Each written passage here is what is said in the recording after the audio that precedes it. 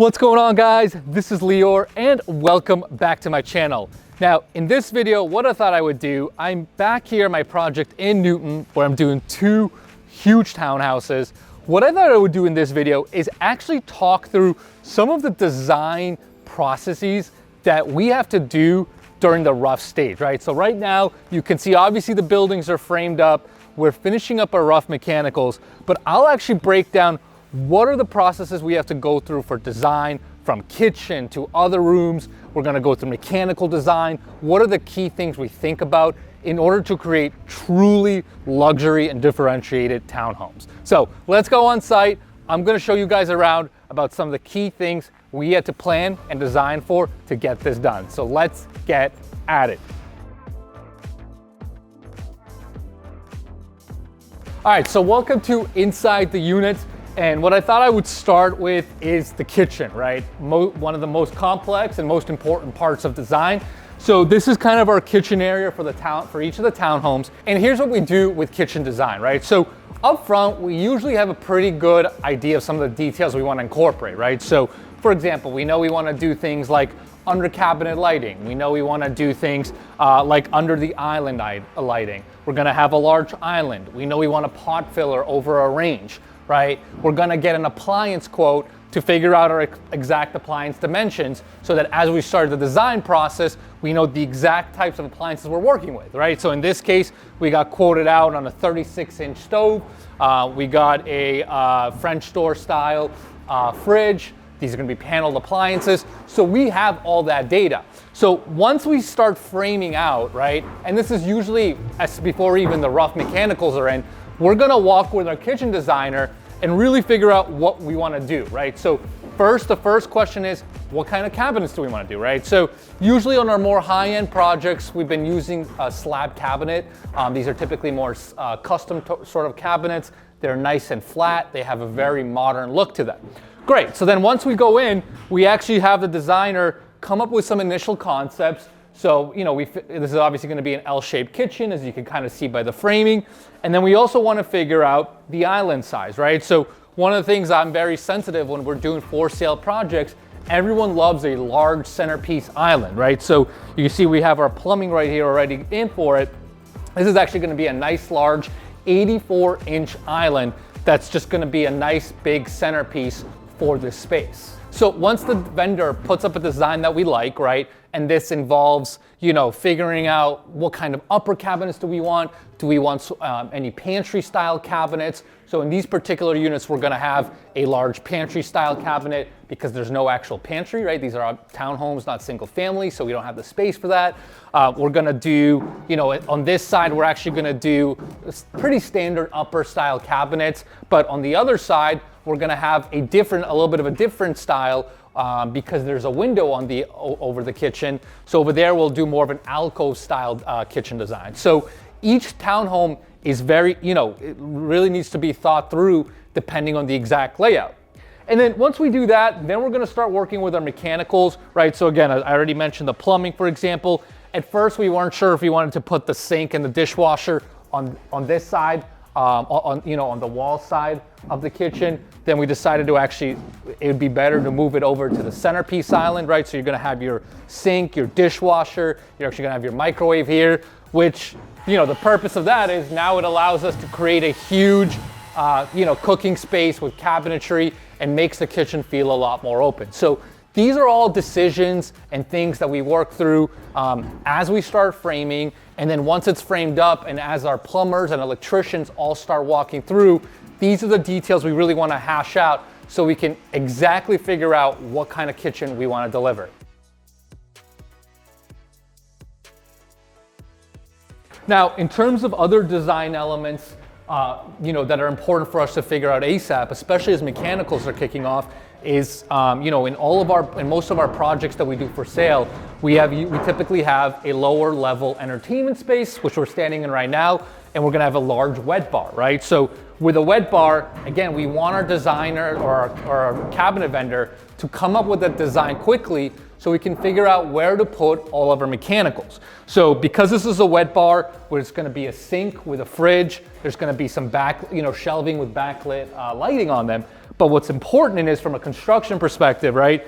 You know, you can see we already poured our slab here, but we had to actually have the design sooner because in order to do the plumbing in the basement, it's actually underground plumbing, right? So it goes in before you pour the slab, and we have to pour the slab in order to frame out the basement. So all of this needs to be planned well in advance, right? We have to tell people, hey, we're gonna have this wet bar here. We need to make sure we have underground plumbing for the wet bar, and then that allows us to pour then the slab after the plumbing is done, and then we can frame everything else out, right? So as you can see, it's actually really important to design ahead on some of these elements because they can hold you up on future steps. Other items we're talking, you know, we made sure to talk through with our electrician, right? We're gonna need, which he hasn't done yet here, but you know, we're gonna need outlets for the beverage fridge, right? We're gonna want countertop outlets. We're gonna have, as I said, shelving that's gonna have backlighting on it. That needs a power source, right? So all those details need to be communicated to our electricians, to our plumbers, to ensure that, again, they can put all the correct rough pieces together so that we can execute on that vision.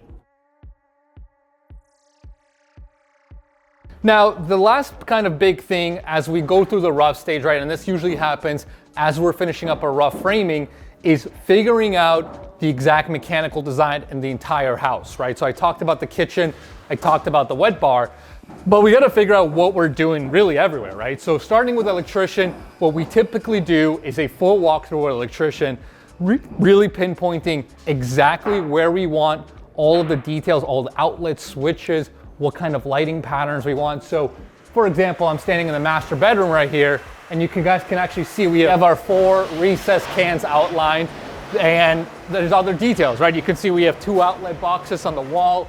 Those are gonna be additional switches that they can turn off the lighting. The other thing we talked through with the electrician is we're gonna do lighting accents here. It's gonna be a backlit soffit, so the electrician needs to know and to wire in for such details. Same thing in the primary ensuite, right? So this is the primary bedroom, this is the primary ensuite. Again, the electrician hasn't started here yet, but they're gonna need to, we went over the exact design of the recessed lighting. There's gonna be backlit channels across the shower. We're gonna have backlit niches here. And again, all of these details need to be spec'd out up front with the electrician so that they can know exactly what to wire in. Other things we talk with the electrician about is all of our bathrooms here will have backlit niches. They got to know about that. We're gonna have some wall sconces in our central staircases. They need to know about that so that they can wire those in properly. So you can see a lot of details. All has to be spec'd out up front so that the electrician can properly execute.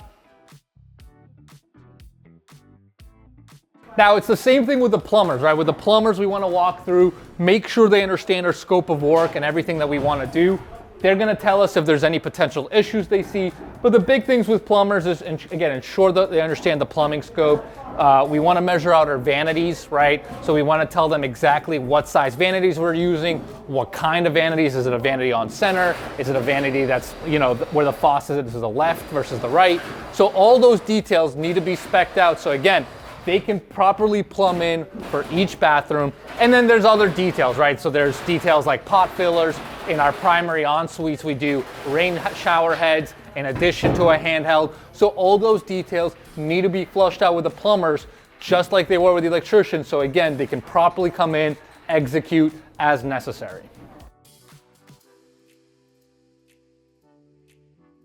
And then, of course, we also want to do a walkthrough with our HVAC, right? I'd say with the HVAC, it's a little bit less more aesthetic, but more functional, right? Like, how are we going to run our ductwork? Where are the soffits going to run through, right? We want to make sure we're comfortable with where the soffits are going to be, where the air handlers are actually going to be as well, right? That we're going to work with them to make sure that they put in the correct pocket, you know, that it's kind of out of the way, that there's plenty of access, there's an access panel if need be. So those are all details that we'll also work out with our HVAC guys. But after that, a lot of it is kind of just them running their own, as you can see, they're running their own ductwork. It's a little bit less on us, but we just want to make sure we're comfortable with any soffits, any potential drop ceilings, anything like that, that has to be ironed out with them. So hopefully you guys like that video where I kind of outlined all the different design elements that we have to think through as we get going with our framing and our rough mechanical work. As I said, as you kind of saw, A lot of this stuff needs to be thought out through upfront, right? That's why we usually spec out all of our details well before we actually even break ground.